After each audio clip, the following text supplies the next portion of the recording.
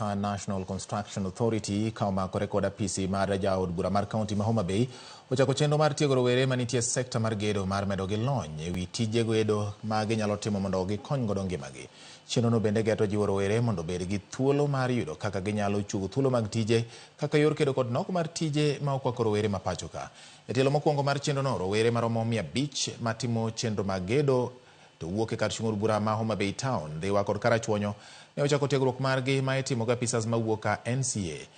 Jaod bura mar kaunti ma Homa Bay Joyce Osogo gi maneja ma ochung' ne tiegruok ka NCA Susan Ruto okoni ma thuolo ma biro miyo rowere medo bedo gi lony e chenro mag gedo.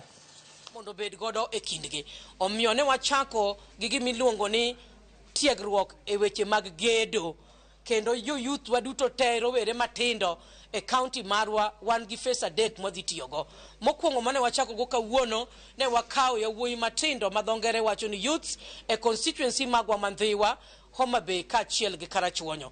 Gin ji 500 kawuono kaachiel gi ofis maduong' mar National Construction Authority moro tim margi kendo chung' kaka jopuonj e weche mong'ith mag gedo. Kendo wawacho ni puonjruok ma kawuono ok ena tiegogi to wang'iyo ni mondo gibed go boke margi e lwetgi manyalo miyo giduong' dhoudi kendo ginyal yudo tich. The reason why we are here today is part of regulatory and also capacity building, whereby we are training the skilled construction workers so that we can create in them the best practices in the construction industry so that they are able to do the quality construction works, because the skilled construction workers, they are the last mile.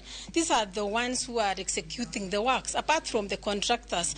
If a fundi is not empowered, is not skilled, we will be able to see poor construction. And this idea of encouraging people, and especially the construction people, to learn new ways of doing things is very good, because we can't keep doing things the way we used to do them long time ago.